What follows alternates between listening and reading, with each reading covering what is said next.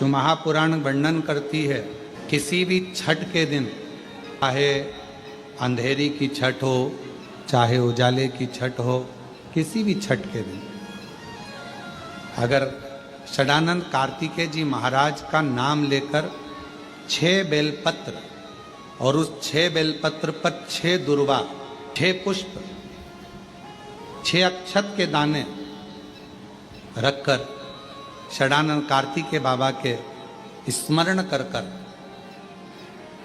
शिवलिंग की जो जलाधारी है, उस जलाधारी पर जहाँ अशोक सुंदरी का स्थान है, उसी के पास में कार्तिकेय जी का स्थान है। किसी भी छठ पर यदि आप बाबा को वो बेलपत्र, वो दुर्वा, वो पुष्प, वो अक्षत का दाना 6 समर्पित करते हैं, किसी भी छठ के दिन, षष्ठी के दिन स्कंद भगवान का नाम लेकर, स्कंदेश्वर बाबा का नाम लेकर, कार्तिकेय बाबा का नाम लेकर यदि समर्पित करते हैं तो जिंदगी में कितना भी कर्जा हो, वो कर्जा 3 महीने के अंदर समाप्त होता ही है। कितना भी कर्जा, साथ में आपका परिश्रम, साथ में आपकी मेहनत और आपकी दृढ़ता। क्या होता है, लोग सोचते हैं कि हमने शंकर जी को बेलपत्र समर्पित कर दी तो कर्जा चूकेगा, पर साथ में मेहनत भी करना। साथ में शिव महापुराण की कथा कहती है 6 बेलपत्र, 6 पुष्प, 6 दुर्वा, 6 चावल के दाने और साथ में अपना परिश्रम पूर्ण करो।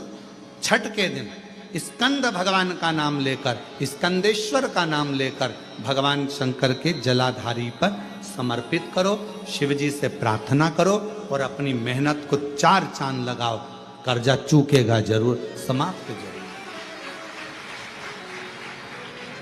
कर्जा का मतलब ये नहीं है कि आप कर्जा करे हो तो मेरे से बन नहीं रहा, मेरे प्राण छूट जाए तो अच्छा, मैं तो मर जाऊं, मैं टेंशन में हूं, मैं डिप्रेशन में हूं, बहुत परेशान हो गया, ऐसा हो गया। ना ना, दुख आता है, जब सुख आया, सुख चले गया तो दुख आएगा, तो दुख भी जाएगा, दुख भी समाप्त होगा। उसमें क्या विचार कर? ऐसा तो नहीं है कि दुख समाप्त नहीं होगा, दुख नहीं जाएगा।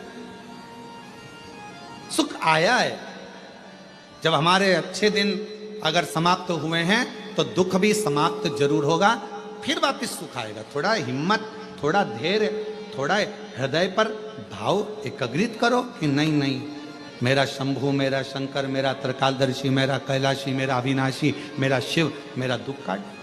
घर के बच्चे ज़्यादा बीमार रह रहे हैं, उनको सांस की प्रॉब्लम हो रही है, सर्दी खत्म नहीं हो रही, निमोनिया हो रहा है, बार बार उनको कफ जम रहा है, तकलीफ हो रही है, तो पीपल का छोटे से छोटा पत्ता लीजिए और एक बेलपत्री का पत्ता लेकर दोनों पत्र को अधिक मास की सप्तमी के दिन शिव जी को समर्पित कर दिए। पिपलेश्वर महादेव का नाम लेकर उसको समर्पित करिए। उन दोनों को उठाकर लेकर जाओ, उन दोनों को जहां बच्चा रहता है उस घर में किसी भी स्थान पर उसको रख दीजिए। उसकी जो कफ जमना है, जो निमोनिया है, वो धीरे धीरे समाप्त होना प्रारंभ हो जाता है। सप्तमी तिथि अधिक मास, इसके सिवा नहीं होगा, वो अधिक मास के सिवा वो हो ही नहीं सकता, केवल अधिक मास। अधिक मास की सप्तमी तिथि को पीपल का पत्ता, छोटा छोटा ही बेलपत्र का पत्ता समर्पित। नाम लेना है पिपलेश्वर महादेव। क्या नाम है? जम के बोलिए जरा, पिपलेश्वर महादेव। हमने पहले भी कथा में कहा, एक है कुंदकेश्वर महादेव, जो दवाई नहीं लगती, कुंदकेश्वर का नाम है कसम है। कफ, शरीर में निमोनिया, सर्दी, इसको समाप्त करने के लिए पिपलेश्वर। आपके घर में छोटा सा शिवलिंग विराजमान, निवेदन है जहां पर भी शिवलिंग आपके घर में विराजमान है, अगर छोटी सी कटोरी में एक बेलपत्र को आप नीचे रखिए, छोटी सी कटोरी उस बेलपत्र के ऊपर रखकर उसमें थोड़ा सा मधु, शहद, शंकर भगवान की साक्षी में शिव जी के सामने अगर शुक्रवार की शुक्रवार रखना प्रारंभ कर दो, धीरे धीरे संपदा की वृद्धि अपने आप होना प्रारंभ। जिसके घर में संपदा की कमी होती है, जिसके घर में कर्जा बढ़ जाता है, लक्ष्मी नहीं आती, बहुत टेंशन की जिंदगी जीता है मनुष्य, व्यापार चल नहीं रहा, बहुत तकलीफ का जीवन चल रहा होता है, तो आज भी नियम है महाराज कि सोमवार, शुक्रवार, ये 2 बार ऐसे हैं, इन 2 बार को यदि कटोरी में थोड़ा सा शहद रखकर, मधु रखकर यदि लक्ष्मी जी का स्मरण किया जाए और माता लक्ष्मी जी का स्मरण कर कर एक लाल पुष्प उस कटोरी के सम्मुख में माता लक्ष्मी का नाम लेकर रखा जाए और बाद में वही शहद, वही मधु और वही पुष्प सोमवार का दिन और शुक्रवार के दिन लक्ष्मी का पूजन कर कर, स्मरण कर कर, दूसरे दिन शुक्रवार के दिन पूजन करें, शनिवार के दिन उस मधु का, उस पुष्प का विसर्जन करें, सोमवार के दिन पूजन करें लक्ष्मी जी का स्मरण कर कर, और मंगलवार के दिन अगर विसर्जन करें, 5 या 7 सोमवार या शुक्रवार को यदि आप मधु का भोग लक्ष्मी जी को लगाना प्रारंभ कर दें, शिव का नाम स्मरण कर कर, तो उसके घर में कभी संपदा की कमी नहीं होती। लक्ष्मी उस संपदा को बढ़ा। और शुक्रवार के दिन माता लक्ष्मी के लिए अग्नि में आहुति दीजिए। महाराज, शाम के समय पर सूर्यास्त के पहले शिव महापुराण की कथा कहती है, अग्नि पुराण कहती है, नर्मदा पुराण कहती है, लिंग पुराण कहती है कि बेलपत्री के वृक्ष के नीचे, नीचे तो नीचे वो भी जाने दो, यहां तक वर्णन किया शिव महापुराण में तो कि बेलपत्री का जो फल होता है ना, बेल फल जो होता है, कहते हैं अगर किसी व्यक्ति के यहाँ लक्ष्मी की कमी होती है, संपदा की कमी होती है, जिसके यहाँ पैसा नहीं आता, धन नहीं आता, तो बेल का जो फल होता है, बेलपत्री का जो फल होता है, उस फल के गूदे को, बेलपत्री के फल का गुर्दा निकाल लो, सुखा लो, गाय के घी में उसको डुबो लो, और शुक्रवार के दिन माता लक्ष्मी के लिए अग्नि में आहुति दीजिए। महाराज, शाम के समय पर सूर्यास्त के पहले ये जो आहुतियां हम बेले के गुर्दे के फल की गाय के घी में डुबोकर माता लक्ष्मी और भगवान विष्णु के नाम से देते हैं, महाराज 2 या 3 शुक्रवार करोगे, लक्ष्मी की कभी कमी नहीं आती, संपदा बढ़ती है। एक प्रयोग और कर कर देखना, कभी अगर मौका मिले आपको तो प्रयोग कर कर देखिए। लिंग पुराण के अंदर लिखा हुआ है, शिव पुराण में, लिंग पुराण में और स्कंद पुराण में कहा गया है कि अगर किसी ने बेले के फल को, बेले के फल का अगर थोड़ा सा भी गुर्दा पाया है, बेले के फल को खाया हो या बेल का रस पिया हो या बेल के फल का जूस पिया हो, अगर वो व्यक्ति का अनायास किसी कारणवश प्राण भी छूट गए हो, तो शिव महापुराण की कथा कहती है कि 27 दिन तक वो बेल के फल का रस उसके नस नस में रहता है, तो उस व्यक्ति को यम नहीं छूते, वो कैलाश पर निवास करता है। मर भी जाता है तो अधोगति में नहीं पड़ता, नरक नहीं भोगता, वो बैकुंठ पद का कामी हो, बैकुंठ का निवासी, बैकुंठ का निवासी।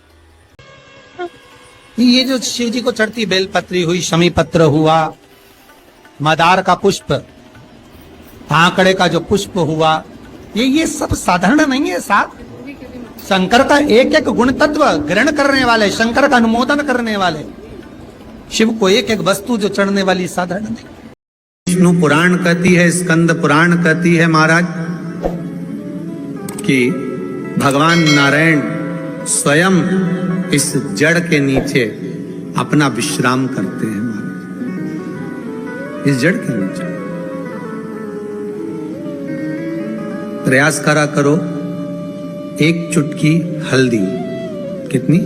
मात्र एक चुटकी हल्दी, आंवले के वृक्ष के नीचे भगवान हरि हर महादेव, कौन से महादेव हैं? हरि हर महादेव के नाम से रखकर उस पर पूर्व मुख कर कर, पूर्व की ओर मुख कर कर जल समर्पित करना प्रारंभ कर दीजिए। आप अगर प्रयास करेंगे, शुक्रवार की शुक्रवार करें या नवमी की नवमी करें, अष्टमी की अष्टमी करें, प्रदोष कर लें।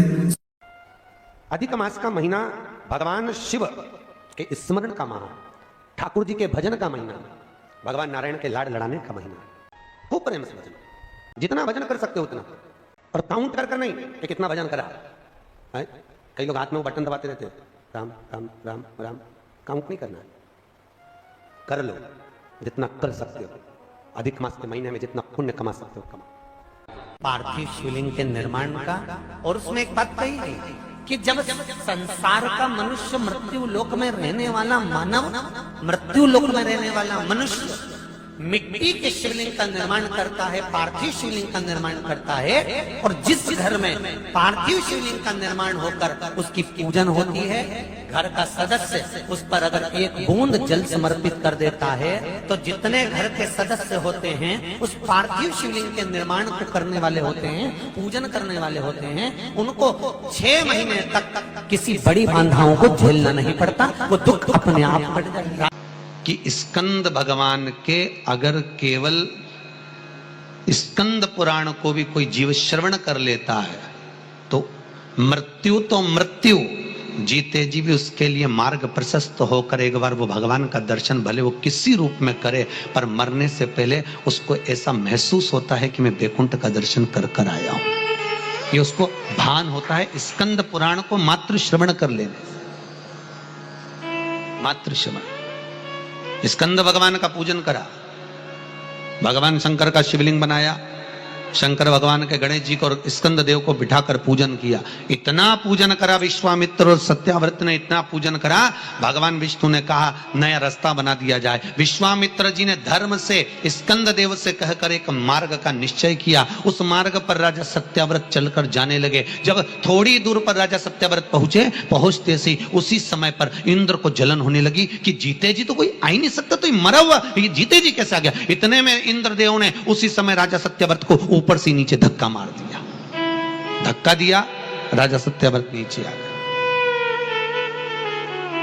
बैकुंठ के मार्ग से धक्का देकर राजा सत्याव्रत को नीचे फेंक दिया।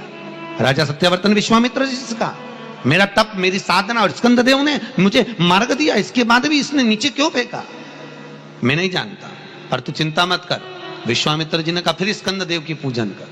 महाराज, एक बेलपत्री एक तुलसी, एक बेलपत्री एक तुलसी, एक बेलपत्री एक तुलसी स्कंद देव को चढ़ाया गया। और जब बेलपत्र और तुलसा चढ़ाया गया, स्कंद देव प्रसन्न हो गए महाराज।